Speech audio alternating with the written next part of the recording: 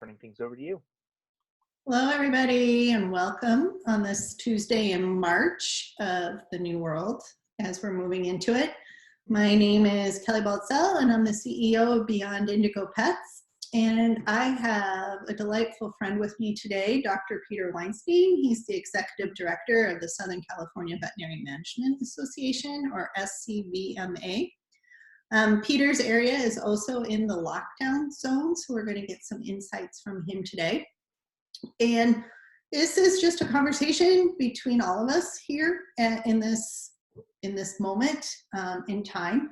Peter and I will start off the conversation, but again, as Will said, if you have questions, certainly put them in the Q&A or put them in the chat, and we will do our best to provide you with some answers to those questions. So Peter, thank you for coming today. Always lovely to have a moment with you. We are going to start off with the C in CPR of communication. And I just kind of want to talk about some of the things we're seeing here at Beyond Indigo, and then kind of see kind of what some of the things you're seeing in your neck of the woods, so to speak.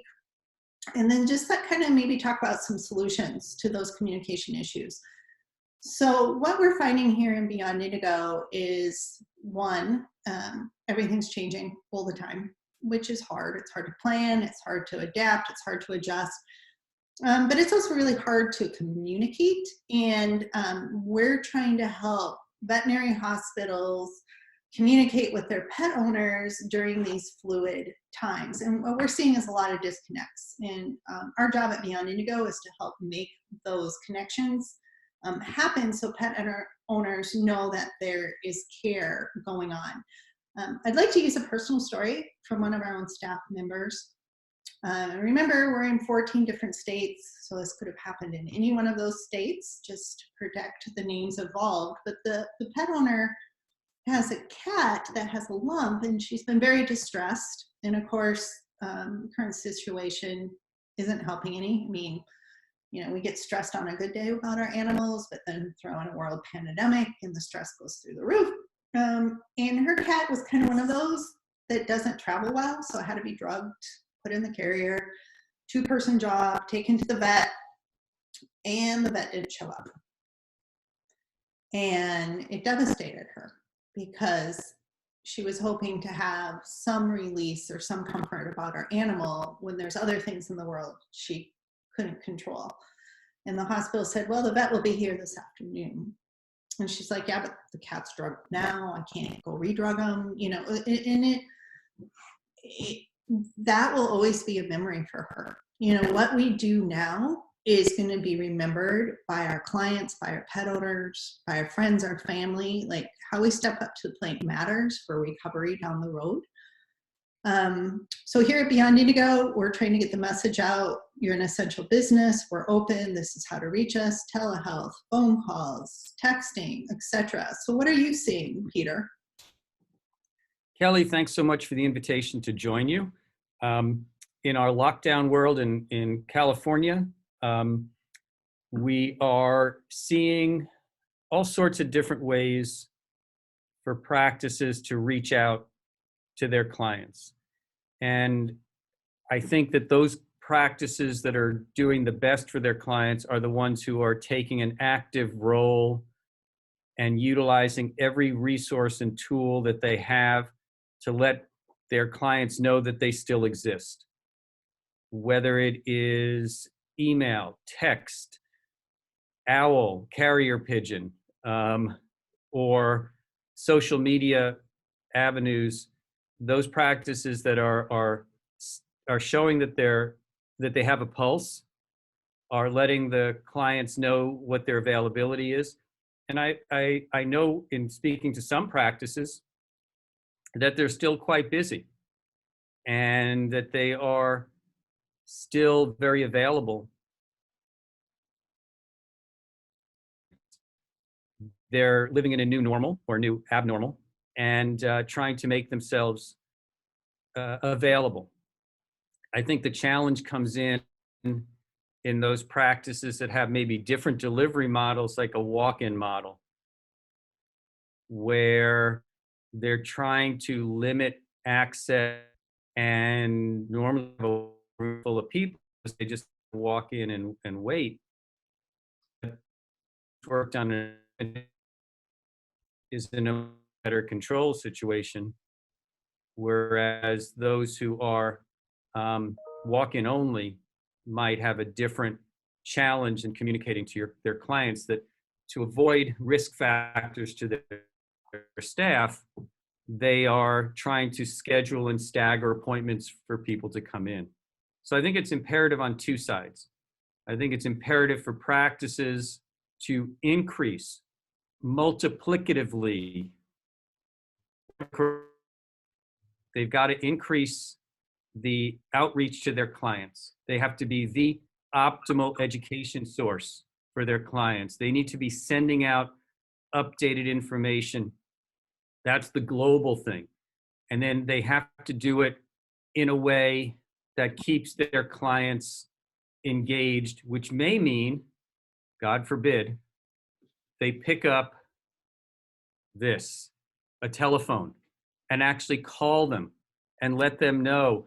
And in fact, I would encourage every practice to call their 200, 300, 400 best clients and let them know how business is.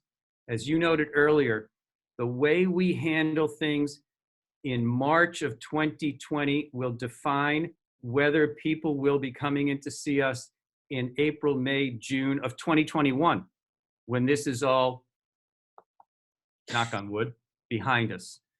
Long-term memories happen as a result of short-term incidences like your staff member had.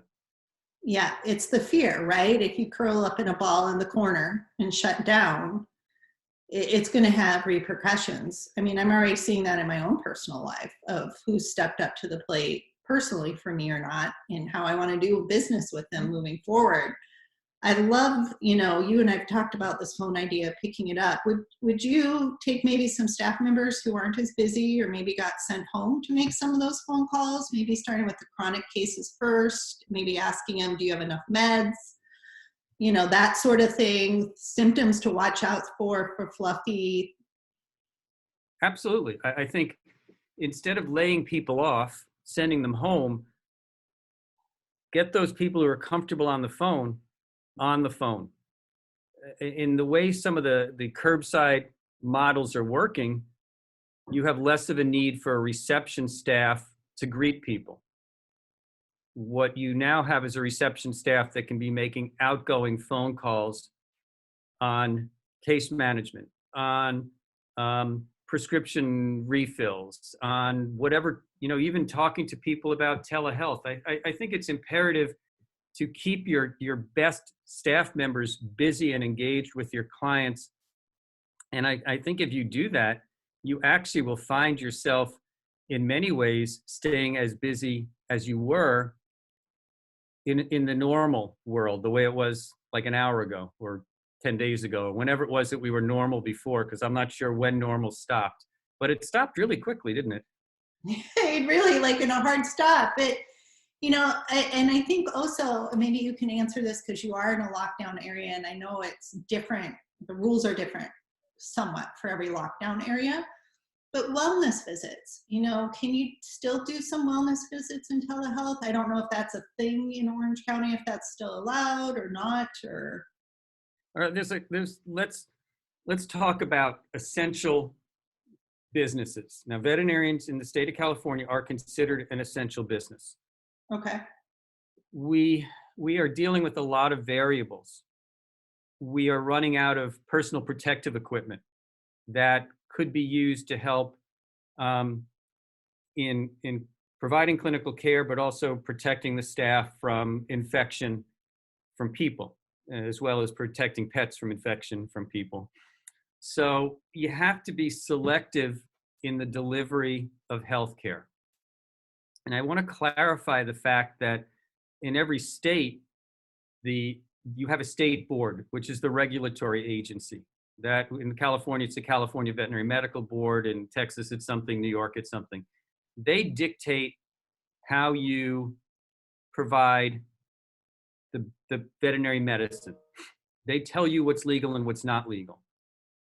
Your association like I run the Southern California Veterinary Medical Association or the California Veterinary Medical Association, we are advocacy bodies. We are cheerleaders for the profession. Our role is to help veterinarians and give them the right information and the tools with which to make decisions. So we don't regulate the way practice is practiced, but we will give you advice from that standpoint.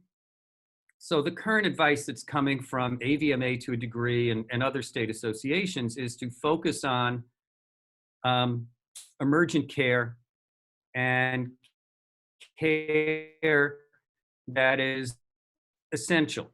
So you can do telehealth based upon practice acts. And I know a whole bunch of, Kelly, if I had this conversation with you yesterday, it would have been different than the day before, and it'll be different tomorrow. Right. But the delivery of telemedicine, at least in the state of California, is regulated by the fact that you cannot establish a veterinary client-patient relationship through virtual modalities. It has to be done face-to-face or person-to-person or animal-to-person. But you can use telemedicine to follow up on a case. You can use telemedicine with an existing client that you have seen before. So telemedicine is really useful with existing clients and existing cases. But what about the new cases? Well, by the state of California mandate, you can't establish a VCPR with a new client. So they would have to come in if their pet was ill or they perceived it to be ill. So that's the sick side of the discussion. Mm-hmm. Let's talk about the well side of the discussion. Okay. Pet owners have a concern about their pet's wellness. That may be a need for a rabies shot, which is actually a different regulatory body from a licensing standpoint. They may still be forced by the licensing agency to get a rabies shot. You can't do that virtually. Unfortunately, Kelly, as much as I'd like to reach through the camera and give you a rabies shot, I can't do that. I'm good today. Yeah. So you could use telemedicine to have a conversation like we're having, but you couldn't provide the services from that standpoint. The other component of that is well care, basic well care, non-sick animal, essential? Can it wait? Well, the association answer for that might be, yeah, it probably should wait because we need to save as much of our personal protective equipment and other things as we can. But the client answer to that is perceptive in the eyes of the beholder. It can't wait because the client wants the services. So to the client, it is essential. So essential, unfortunately, is in the eyes of the beholder. And since we are a service industry, we are being told to be cautious in how we provide services so that we don't run out of supplies and everything else. And we have a consumer demanding, requesting care that isn't emergent and it can wait. So your catch-22 as a business owner is, how do you stay within the regulations, not the laws, but the regulations and thoughts to focus on emergent care and essential care when you have consumers who want you to provide them care, and if they don't get it from you, they may get it from somebody else. This is that balancing act that practices are going to have to go through right now to stay within state regulatory guidelines, and what can we do to stay in business guidelines, and what can we do to help keep clients comfortable. And the bottom line is peace of mind. Peace of mind for your staff, peace of mind for your clients, and peace of mind for yourself. You can't put your staff at risk by having more and more people come in. You can't put your clients at risk by having them interact with other clients. And you can't put your relationship with your clients at risk by not being available, because if you're in an urban suburban sprawl, there are plenty of choices of somebody who will provide them care. And I'm sorry for the long-winded answer. But it was a really good answer, though. It really was. I mean, because I think that is the balance line, and there are no guidelines really. Like this has never been done before, so we're kind of learning as we go and figuring out what works best for each of us. Correct? Yep, absolutely. And every state right now is different. As part of the VMAE, the Veterinary Medical Association executives, as I'm sitting here talking to you, I'm getting emails popping up all the time from other associations who are now being put into lockdown or having new guidelines sent to them. And some states are forcing veterinarians to actually inventory their PPE so that they know how much personal protection equipment is there. We have huge needs. I got a phone call yesterday from a dentist in San Diego that basically said our human healthcare cohorts are short of PPE. Will you donate yours? And I said, first of all, we are still an essential business. We're business as usual. And they were aghast the fact that veterinarians were an essential business. And I said, yeah, well, pets die, mouths smell. We have a much more important thing to take care of. Okay. So he learned a little something there on that phone call. Yep. Yep. And it is interesting to see how people react. And speaking of people, when you talk to a lot more veterinarians in your association, because I know they're calling you, looking for some guidance and some advice and stuff. If depending on how long this goes on, if this is not a sprint but a marathon, right? Don't we as individuals have to take care of ourselves so that we can be there to take care of animals and their owners' mental health needs because of their animals? So do you have any advice for people? Like how do we not, because we can only as humans live in crisis mode for so long before our own personal bodies start to fray at the edges, right? And that can be physically, mentally, emotionally frays. Well, I think, the first letter in the CPR was communication. Mm-hmm.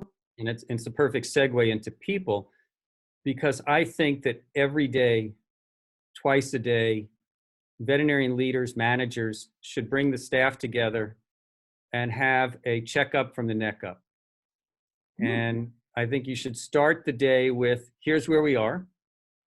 Let's have some fun with it. Let's do the best we can. And let's protect one another from a health safety standpoint and a mental health safety standpoint. And I think you need to do a checkup later in the day and see how everything is going as well.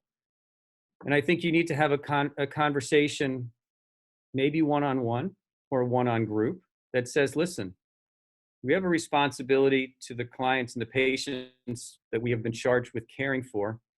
And those of you who feel comfortable with the safety measures that we're taking to prevent spread of coronavirus, wonderful. Those of you who have questions about the safety measures that we're taking, let's talk about it. Those of you who want to use some of your vacation right now, feel free to do so. Learn what your HR guidelines are within your state. Find out who your real advocates are. Protect your people physically from disease, and also have some guidelines as to what to do if you're not feeling well. If your staff is not feeling well physically, what are the recommendations? If they in any way, shape, or form is ill, stay home. Don't bring disease and pestilence into the practice. I heard a great thought from another hospital of having 2 shifts if your practice is large enough, whereby the 2 shifts never cross-pollinate, so that you can, if somebody gets sick and exposes a group of employees, that group can be quarantined, but you have a backup team. Because if everybody's working all the time together, you literally could take out your entire staff if somebody happens to come in infected from that standpoint. And I think somebody just asked that question, if our regular clinic staff tests positive, what do we do as a practice? Yeah, well, I'm trying to get the answers on that, a straight answer on that, because it actually is as much an OSHA issue as it is an HR issue. In fact, when I asked that question of an HR attorney, they directed me to Cal OSHA. Oh, really?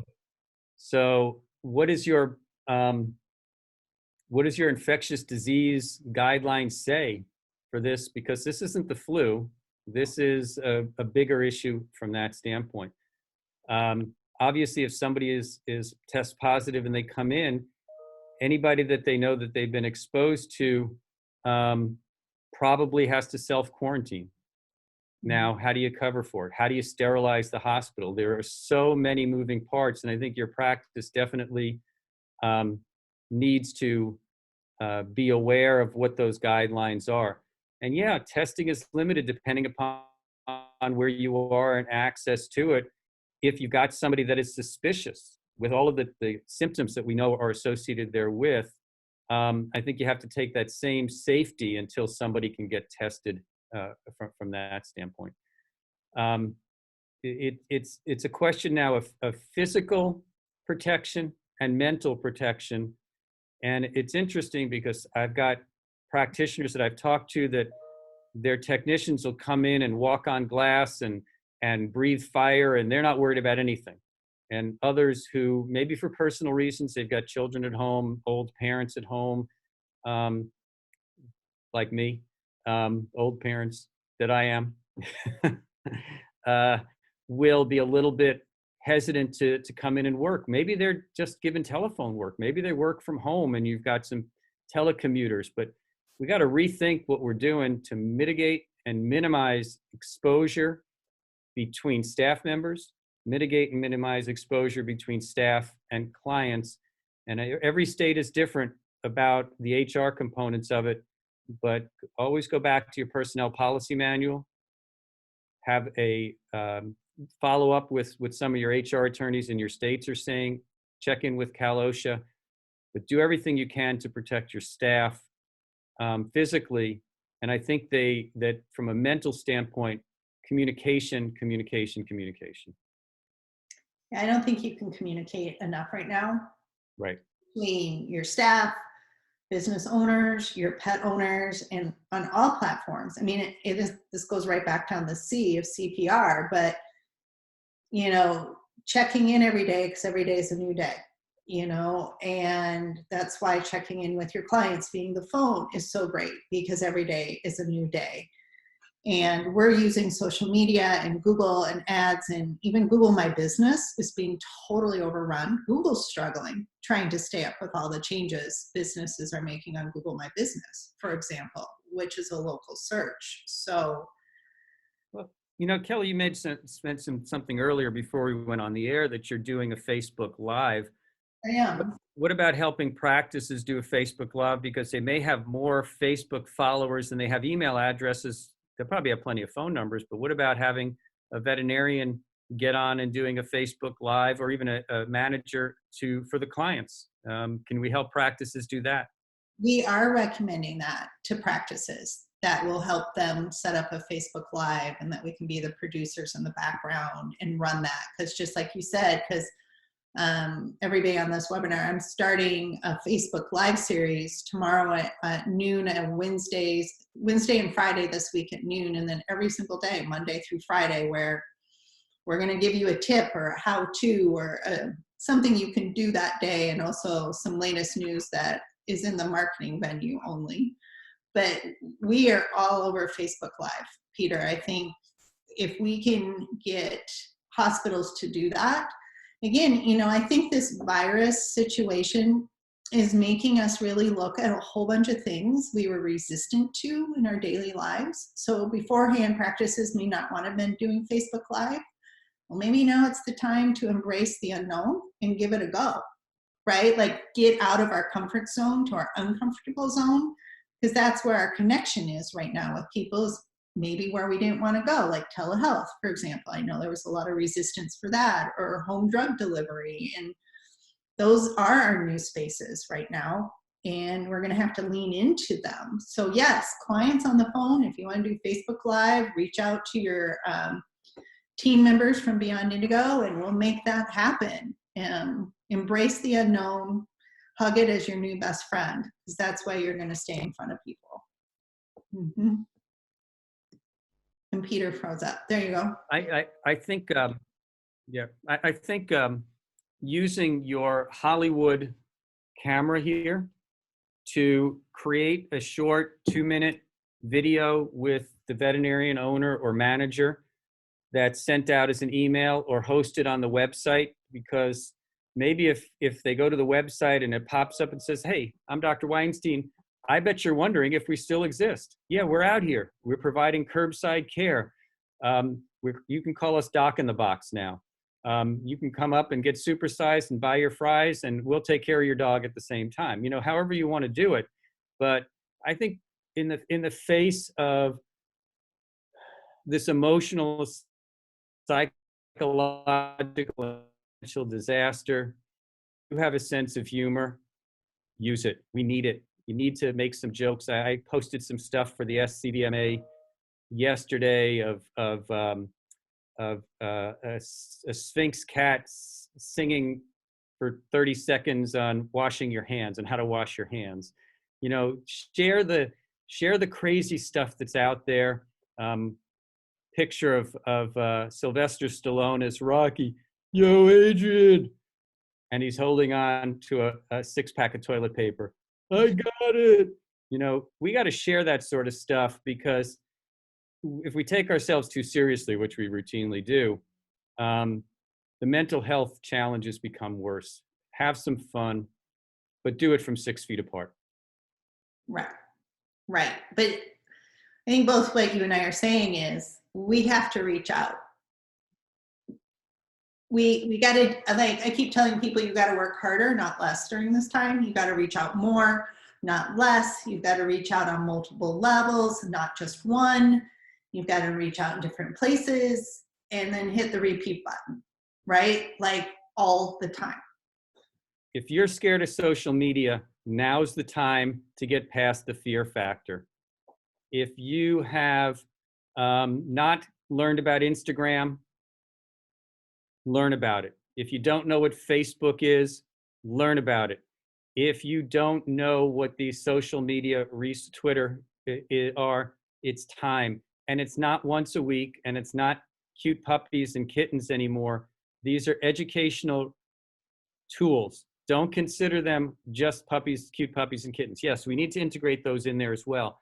But this is a great opportunity to become a teacher, and the resources, the go-to site for your clients is what you send them, not what Dr. Google sends them, which will come from some sort of obtuse response in Mongolia. All right? Focus on being the point for people to go to. And what you'll find is they will talk to their friends by FaceTime, Zoom, whatever the case may be. And they'll say, hey, did you hear? My doctor just sent me this. And all of a sudden you become the local resource. And that's really what you want to be for this. Be a leader. Be a leader. Get out of your comfort zone. If you have spent your life as an introvert, get your extroversion and learn how to be an extrovert at this point in time. Because that's how we're going to survive, which is kind of like the R point in CPR is the resiliency, right? This, we don't know how long this is going to go on, but at some point it's going to stop. It could be next week, could be 2 weeks, it could be 2 months. But like you said, what you do today is going to matter a year from today, right? And so you've got to think not, and this is hard. I understand that this is hard, but like this is what we're here for at Beyond Indigo, is helping you think about the recovery too. So resiliency is just not about now, it's about later and getting back on your feet, because people are going to remember what you do today. And they're going to be the ones who come back to you more sooner or immediate after they can, because you were there for them. You were somebody that was a trusted resource for their family. And they're like, oh my gosh, they didn't leave me when times were really bad. And that has more value than dollars at that point. You can't put a monetary value on that. So think about what you're doing today. Just don't shut down. I mean, we're hearing about veterinary hospitals, I don't know about you, Peter, they're just shutting their doors. and they're like saying, that's it, we're done for a month, and they're not communicating. And what happens when their pet's in a crisis, right? Like, where do you go? I mean, finding a new vet's not always easy on a good day, but really harder during a crisis. Like, because now you got to transfer that trust. You got to find that trust. It's a trust issue. It's just not a service issue. Like, I can find different plumbers. Finding a different vet's different. You've probably heard me say this before, Kelly, but because it's all about veterinarians. The difference between a rut and a grave is the depth and the length of time you're in it. For the last decade or longer, veterinarians have lived in a rut. We've been successful just by this episode has forced us out of our rut. It's forced us to change. It's taken us very far from our comfort zone. Now, the question is, will these be long-term changes or not? My guess is many of them will be. Mm-hmm. Can you imagine a year from now, you're going to be going out to cars and seeing the pet in the car, or bringing it inside with the client waiting? Or how much will telemedicine actually be integrated once we go back to normal and we get some of these laws and regulations changed? Resiliency means not just giving clients a call into the CVS to pick up a prescription for their pets, but solving the problem through your practice, whether it's mailing the prescription to them or creating an online pharmacy source so that you get a portion of the profit as well. And food delivery and all of the different things that enhance client convenience, because in my humble opinion, this fear of social interaction will exist after this disease is under control. In my opinion, we're not going to cure it. I think we'll control it. Maybe we'll have a vaccination for it. But I think it's going to take a while for people to trust getting close to people again. The first test will be when professional sports or other audience-based activities, how comfortable will people be when you've got 60,000 people sitting in a stadium watching a baseball game? So I think we've got some long-term changes that will be part of the veterinary profession. Now, when this is all said and done, whether it will ever be, are you going to climb back in the rut? Or are you going to take the changes that you've made and others and integrate them into your practice model going forward? I've been waiting for practices to change. I really wasn't hoping for a virus to cause it. I was hoping people would change on their own. But I think we've been forced to change based upon the environment that's around us. Now that you've made changes and clients have accepted them, make them part of your business going forward. But the bottom line is, your clients today, if you take care of them, will remember you tomorrow when they need you. And that's what you can't forget. And I want to get this message across now, because I may forget when it comes later. But right now, more than any other time, the human-animal bond is important, because clients are at home and they need their pets. It's a safety blanket. It's a security blanket. And our roles are to keep that human-animal bond strong by being available for pet owners, to give them peace of mind, to take care of their pets, and let them know that you are there to help them maintain that relationship when things are really shitty crummy. So that's your role right now. Maintain the human-animal bond by strengthening those relationships. Mm-hmm. And did you hear adoption rates are up for animals in some areas? Because people don't want to be in lockdown alone. They want to have a fur baby with them. Yeah, I haven't heard about adoption rates being up, because in Southern California, where you can't go into the shelters, it's much harder to adopt something with a picture online when you can't go out and play with it, or actually in the state of California. So I know it's been a challenge, and I know a lot of the shelters are asking for money and resources because they're not able to provide access to pets like they had in the past. Mhm.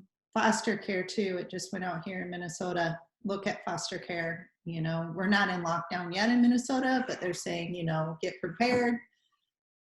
Can you help? This is a way you can help, etc. But yeah. Well, and resiliency now means adopting technology that we hadn't used before as well. And again, that's online appointment books, and that is the telemedicine, and that is the online pharmacies. So this is a great opportunity for merging of high tech and high touch. It is. And I agree with you. I don't think we're going back. I don't think, like any trauma, it takes a while to heal afterwards. You just don't come home from major surgery and go jogging 10 miles the next day. It just doesn't work. Same with this. It's just kind of an analogy, but you're right. When is baseball games with 60,000 people going to happen again? We don't know. And, the Olympics, I think, just got pushed out a year, to move people along. Well, what does that look like? I mean, like you said, even if we go back today, we're forever changed from even what's just happened in the last 10 days. So a question is, should we look into offering boarding for pets of human healthcare workers? That probably depends per state, doesn't it? Like the laws. Yeah, I think boarding is a nice to do, not a need to do. So when it comes to this question of essential care and services, I think if you're providing boarding for a coronavirus positive individual who's hospitalized, that's a need to do. Mm-hmm. That I'd almost call hospitalization of the pet as well. I think human healthcare workers who need their pets, it fits more into more of the doggy daycare, and I'm not sure where that fits in the global scheme of things. And I'm not sure what these dog walking services are offering right now, because are they an essential business? So we are living in such a fluid environment. We've got to figure out how to accommodate and adapt to what our state rules are, what our federal rules are, what even local ordinances may say.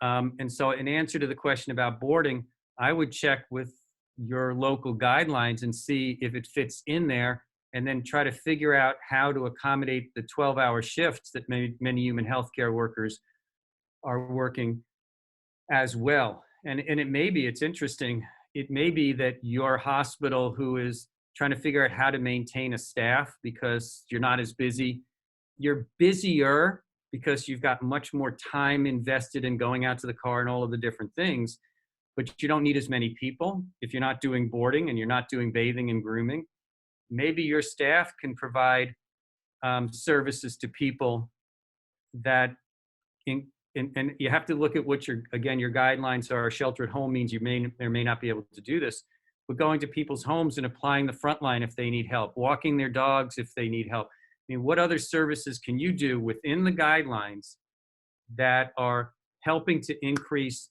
the service level for your clients who maybe they're even afraid to come out?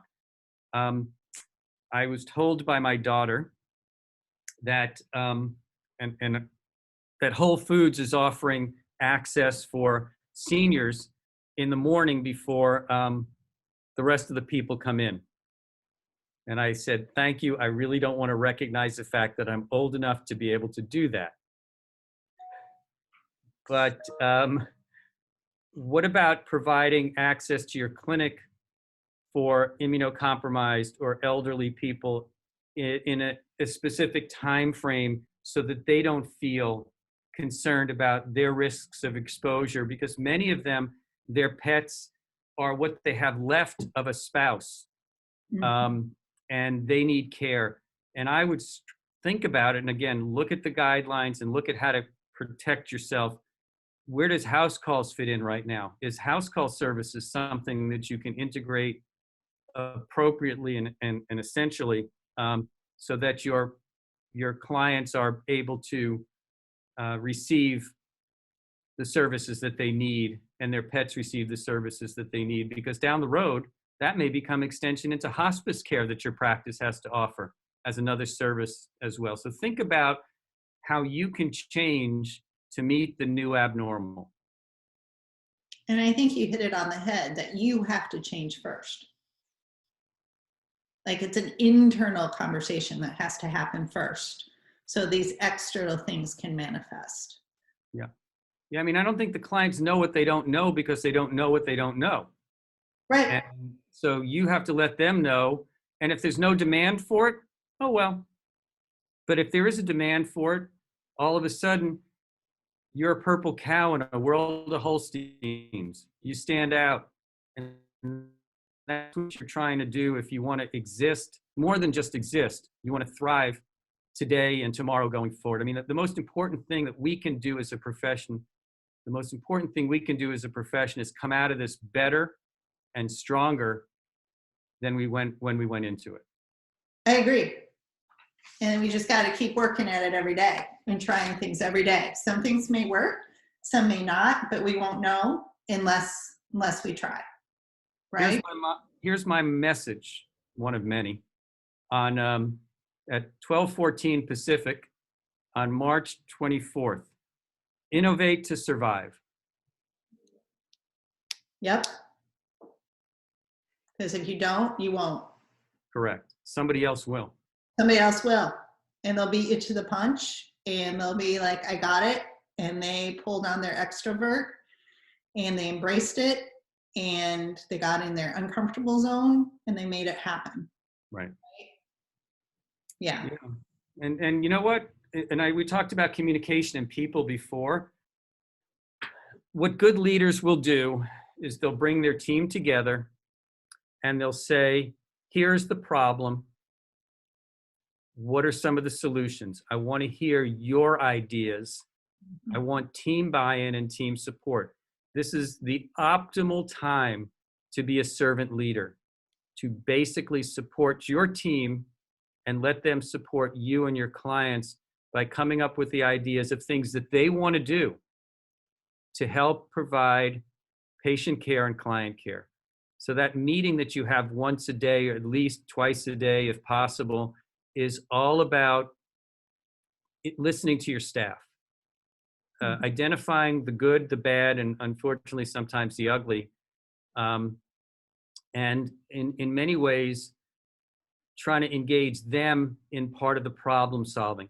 We don't have enough bandwidth right now here to do all the problem solving. So tap into some of the experts that are around you. And I don't mean just me and Kelly, but I mean the people that are in the front line of your practice who know what the issues are above and beyond the delivery of patient care, but know what it's like to deliver client care. I think that's excellent. Peter, let's open it up for some questions. Are there any questions out there for us? You can put them in the Q&A, you can put it in the chat. It can be about the CPR that we were talking about or something from left field. Give us a go. We'll see if we can answer it. Or just kind of what you're dealing with today. I think storytelling is a very powerful tool right now, and sharing stories and being heard and listening to people. Because, sometimes people just need to be listened to about what they're going through. And that gives them a moment to take a breath and move forward. And I know somebody wrote updating stories with something personal every day on social media is just another good way. I mean, I think this is when we need to be transparent and real and just be one human being to another human being. The authenticity is important. People can smell a phony a mile away during crisis. They just can, They know if they're pulling your leg or not. But just being real and knowing that you're out there matters, because we're all working through it. There are a lot of staff I know on these calls as well as doctors, but I think it's a good time to recognize the financial challenges that you're facing as part of your resiliency as well. Take a look at your budget and recognize that cash flow is going to be very important to be able to maintain your team and keep them on the payroll. If you can get a line of credit, interest rates are really down. It might not be a bad idea to get a line of credit and have access to it. But you got to monitor your cash as never before. Income, expenses, inventory needs to be back down to a bare bones. And you need to make sure that the people you've got are contributing and are part of the team. So here's your practice culture all coming together to help each other maintain that team, because there's no more relevant time now where teamwork will make the dream work. True. And I've also been talking to some of our clients who are looking at more fixed expenditures, leasing, those sort of payments. How do you restructure those just to make it better, right? So if people don't have questions, what if we throw a question at people that they can respond to in the chat? Love it. What do you got? Novel thing that you've integrated in the last something before. Okay, you broke up, so you're gonna have to say it again or put it in chat yourself. I'll say it again. What is the one novel thing that you've integrated in the last 2 weeks to your practice that you never thought you'd do before? Okay, that's a good question. Just type it in, people. Yeah, the chat is down here. Yep, there's a Q&A button, there's a chat button. Yep, and Will put it in there. Thank you, Will. So in case we couldn't hear it, you guys can read it. He's a good producer for these shows. Hey, Tony says curbside check-in. Hi, Tony. Tony, that's great. Have you, now when you talk curbside check-in, are you going out and bringing the pet in, or are you seeing the pet in the car? A good question.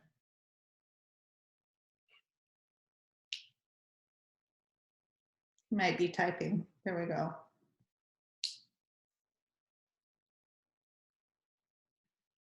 So Tony's bringing in the pet, having the tech bring in the pet. He doesn't like being out in the car. Like a lot of curbside here, Peter. Laura, no clients in the clinic, parking lot pickup, curbside call ahead. I don't disagree with Tony, but that's what some people are doing. But yeah, I mean, even going out to the car is hard to maintain that 6-foot barrier. And a lot of practice your own leashes with them, because you know that the leashes that the clients bring slip right over the pet's head because they don't want to choke their pet. So slip leads that then of course have to be sterilized between pets and clients and everything else. Yeah, Tony's comment about going against the friendly personality of the practice. So here's what you could try, Tony, is to FaceTime back to the client, or Skype back to the client, or Zoom back to the client, so they actually can be in the room with you while you're doing the exam. What kind of recommendations or advice would you have for our veterinary clients who are in the process of opening a practice? For those who are under construction, which is now paused, are there some creative ways we can encourage them or discuss with them to continue reaching out to new clients in the community? Wow. What I would normally do is say go door to door and knock on homes and introduce yourself, but I'm not sure we can be doing that right now, where you're not supposed to be doing that. I think it would be great to create your Facebook page right now and start to do online outreach on Facebook Live with pet owners that talk about what your clinic's going to look like when it opens, and what they can expect, and even post some pictures of where you are while you're on hold. I think it's now, and Kelly, you can vouch for this. In 2008, when we had a financial recession, everybody cut back on their marketing budgets, except those who wanted to survive, who spent more on their marketing budgets. So And, I would. and they did survive. You know, Yes. you had to spend more on marketing during a hard time, not less. And actually, Peter, there's been research done on businesses during like the Great Depression, the Great Recession, that the ones who thrived spent more on marketing than the ones who didn't. Yeah. So in answer to Hollis, I would suggest that your future practices expend more money in marketing now, rather than holding back and waiting, and just start telling the story of what that practice is going to look like and build that level of anticipation. So when day one that practice opens, there'll be people lined up out the door. And maybe even some healthcare calls in that case, Peter, if they can, you know, to, again, depending on what essential services and the rules and stuff, but maybe healthcare calls, you know, can happen when their real doors aren't open yet. The other thought, Hollis, is if they can find a practice that they can rent space in until they're available, they could have an exam room. They could have an exam room that's theirs, to see clients, and they could do some teletriage and do some other things, but to be available. You know, if their practice is going to be delayed 3 to 6 months in opening because of where we are, don't fall off the face of the earth. Be on the top of the face of the earth.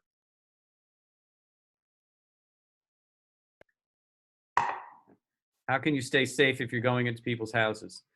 Hazmat, I'm kidding. That was a joke. You have to know me. You have to know I have a sense of humor. Although on one hand, you know, that's tough. But if you can go to somebody's house and they hand you the leash and you could go into their garage while they're in the house. I mean, there's the same way that you can provide a service through the car where they're handing you a leash, you can provide that service at the front door where they're handing you a leash. And maybe you go into the kitchen and they go into a living room. I mean, it's that, just think differently. How can you do it? If you're going, first of all, again, let's go back to square one.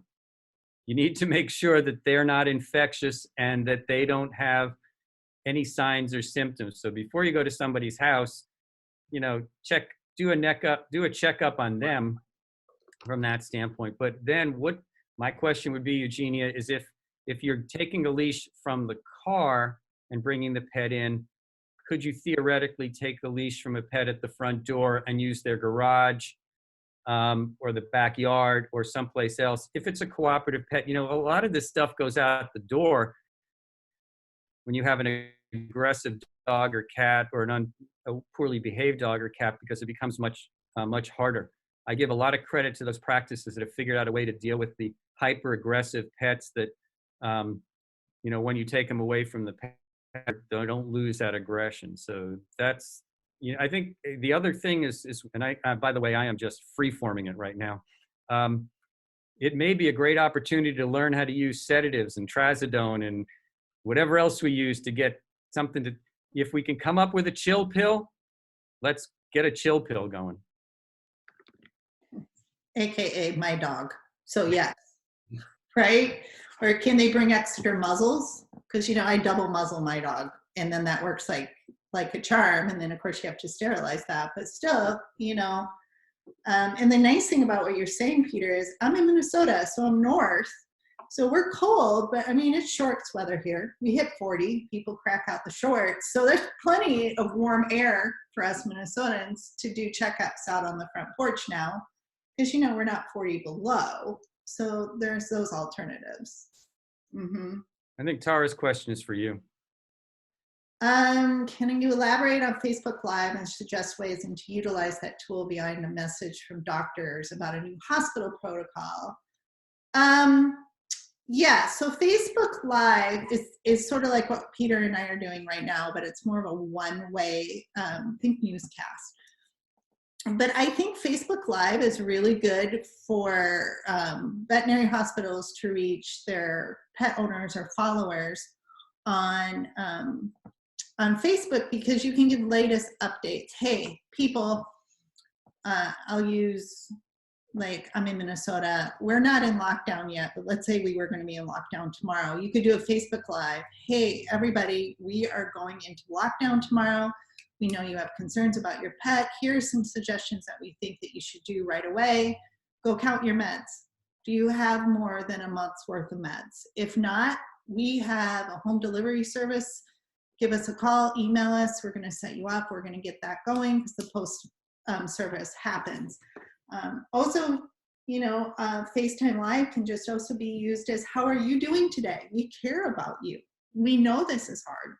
We know this is day 5 of the lockdown time. We're here to talk about your stories. At Beyond Indigo, we're idea creators. My team comes up with amazing creative ideas all day long. We can think up topics for you for Facebook Live, get you set up and going. But it's a connection point to know that you are alive, that you're real, that you're there, that you care, and to allow people have it. Now, let's be real. If we're in lockdown, what do we got left? We got the internet, people, you know? So people are going to be looking for ways to connect with other people. We like connection. We're social beings. So give them a way to connect with you. So yeah, I would do a Facebook Live once a week if I was a veterinary hospital. Myself personally, I'm going to start doing it every day for all of you because we have ideas and tips that we want to give you guys for free as a community as a whole, and also to be here to listen to you and have you know that we've got your backs. And you know, Google's changing, Facebook's changing. We want to give you those rules and changes as well. So that's what we got for you, Tara. So I would suggest you work with our marketing team to help get set up. They have so many great ideas. I'm just so proud of my team, Peter. They're doing awesome. Well, your team is wonderful since I've been working with them for a long time. Noelle's comments, basically Facebook, Instagram, Google My Business, Nextdoor, local online news websites, everything that you can do to get out of your bunker and into the community. Use the tools and resources that are out there. And the other thing to check regularly is your state VMA website and your state veterinary medical board website for changes in rules and regulations. If you're not receiving them from your association, you need to go to those websites and see what's going on. AVMA has done a great job of sharing information as well.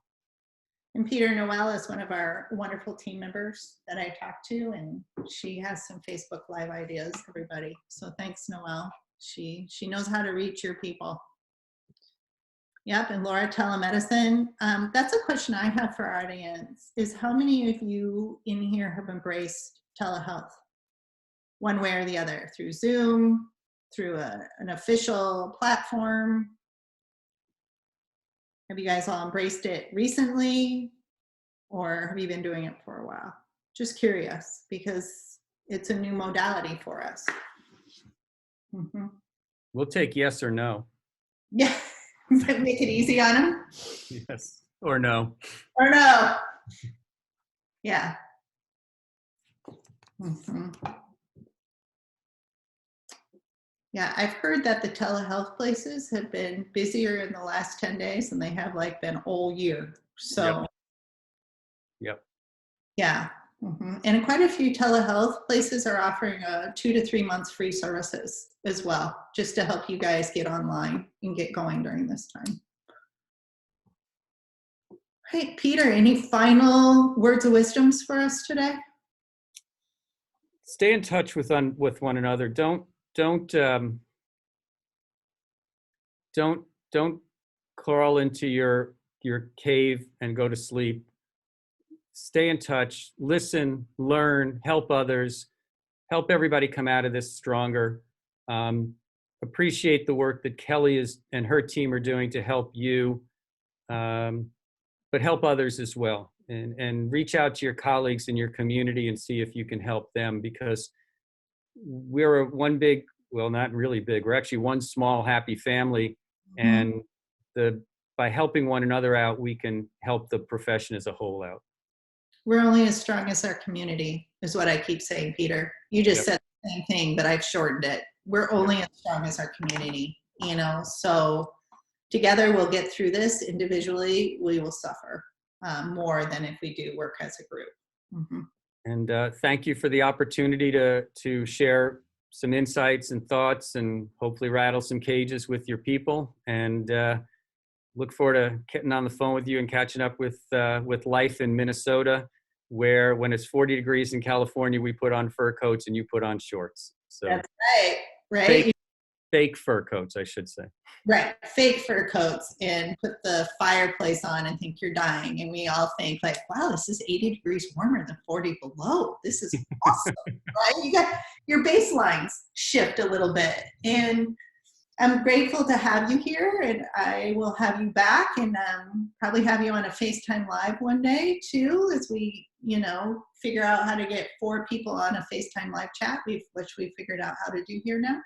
So all of you, if you do FaceTime Live, you can have more than one doctor or person from your team on there as well. So thank you, everybody. This is being recorded. We will send it out. You can share it far and wide. Again, the more people we can reach, the more people we can help, the better as a whole we will be. So thank you, everybody. Thanks, everybody. Take care now. Be safe. Be sane. That's right. Talk to you all later.